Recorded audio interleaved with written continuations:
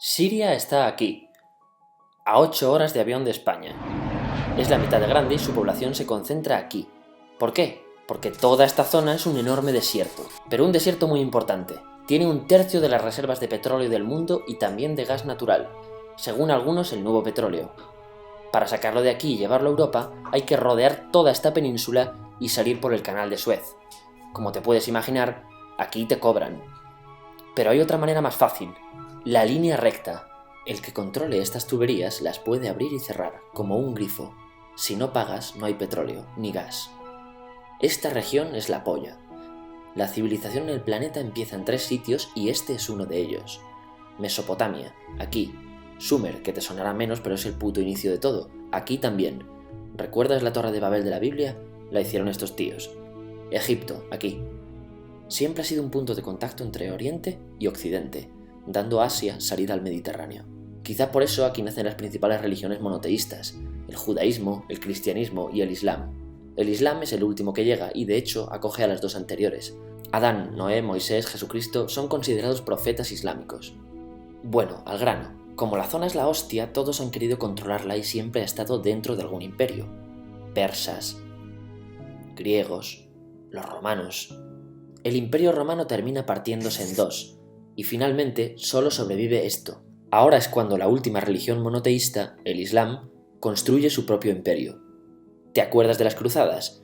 Bueno, pues son los europeos cristianos intentando recuperar esta zona de la que estamos hablando. Los últimos en llegar son los turcos, que ojo, no vienen de Turquía, sino de a tomar por culo en Asia, junto con Gengis Khan. Lo conquistan todo y fundan el Imperio Otomano. El Imperio Otomano se queda ahí hasta la Primera Guerra Mundial, 600 años. Cuando acaba la Primera Guerra Mundial, aparecen pequeños países donde antes estaba el Imperio Otomano, y por primera vez vemos a Siria en un mapa. Hasta ahora la habíamos dibujado para no perdernos. ¿Y quién se inventa esos países? Lo que te voy a contar es alto secreto. Bueno, lo era en 1916. Este súper secreto se llama Acuerdo de Sykes-Picot. Los franceses y los ingleses no podían derrotar solos al Imperio Otomano.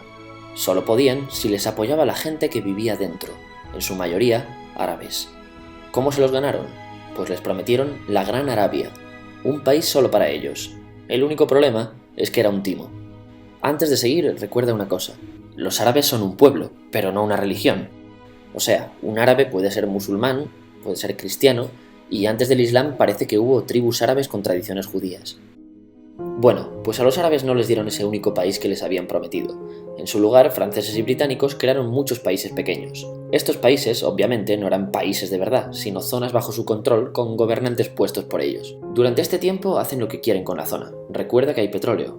Siria, aunque no tiene grandes reservas, tiene fácil salida al mar, y Francia, que es la que se ha quedado con Siria, se lo da a compañías extranjeras. Después de la Segunda Guerra Mundial, los europeos se van. En el caso de Siria, son echados a patadas.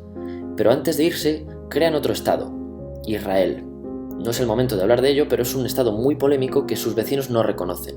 La prueba es que nada más irse los británicos, todos estos estados lo atacan. La zona, a partir de ahora, va a ser una puta bomba de relojería. ¿Y mientras qué pasa en Siria? Bueno, pues no es muy estable. Tiene golpes de estado constantes. En esa época aparece en Siria una ideología que se hace con el control y se expande por el mundo árabe, el Ba'ath. Esta ideología mezcla el antiguo sueño de una sola nación árabe con ideas socialistas. Y algo muy importante, es laica, o sea que no es religiosa.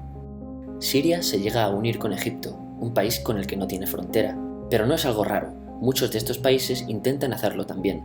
Como recordarás, a esta gente se le había prometido un solo país y las ganas las seguían teniendo. Pero la unión falla. En este tiempo Egipto les convence para nacionalizar el petróleo. En Siria, Al-Assad, el padre del Assad de ahora, se convierte en jefe del estado Ba'ath. En Irak, también Ba'ath, comienza a ganar fuerza Saddam Hussein. Las diferencias entre ambos países dividen a los partidos Ba'ath de otros países en pro-Siria o pro-Irak. Ahora ocurre la Guerra Fría. El mundo se divide en 2, o eres de Estados Unidos o de la Unión Soviética. Son años muy movidos en los que se pegan constantemente con Israel, invaden su vecino Líbano y comienza una oposición islamista al régimen Ba'ath de Assad, los hermanos musulmanes. Vale, volvamos atrás un momento. Recuerdas que la mayoría de árabes eran musulmanes, ¿verdad? Pues dentro de los musulmanes hay 2 ramas fundamentales, los suníes, la mayoría, y los chiíes. En el caso de Siria, a pesar de ser un estado laico, los gobernantes como Assad y jefes militares eran chiíes, los cuales representan menos del 13%. En cambio, casi el 70% de la población es suní.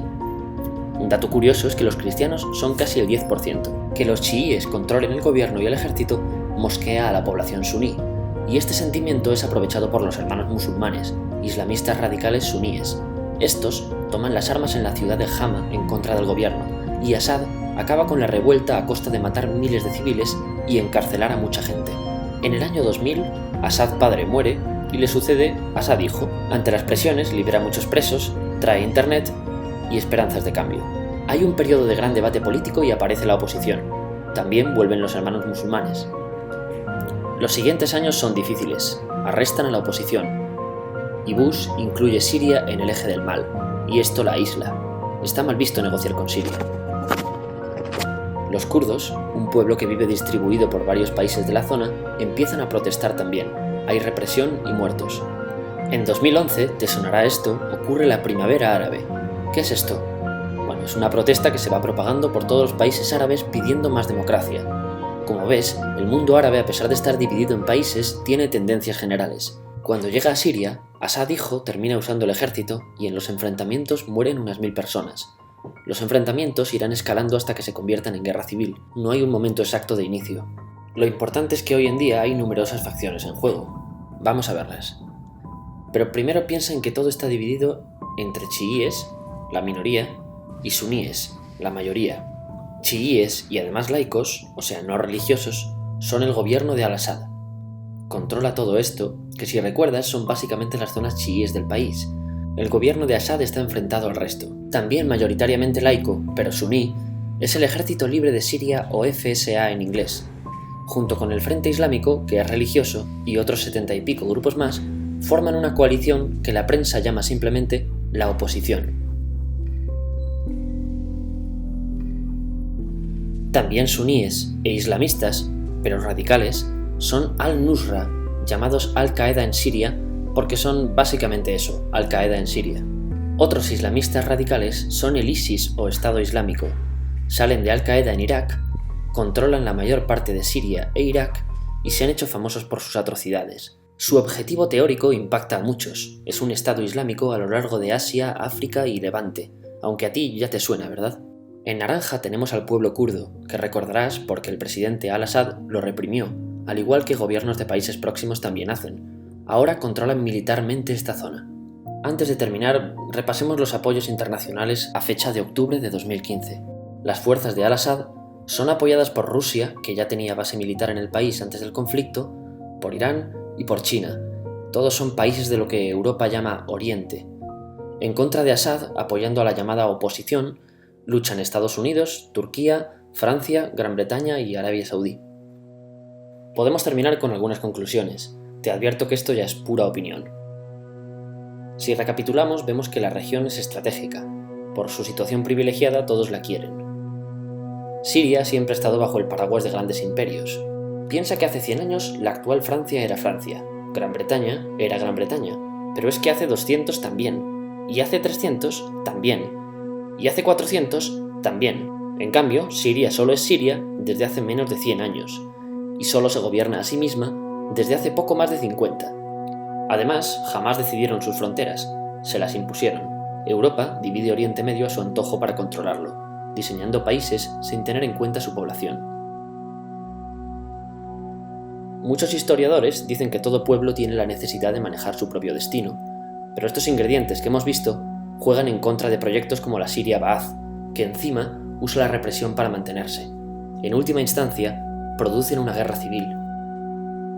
En este contexto no es extraño que aparezcan actores que se alimenten de la desesperación, el sentimiento suní de opresión y la visión de Occidente como invasor.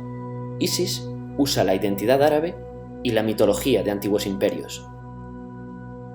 Cuando quieras entender el presente, pregúntate: ¿y el pasado?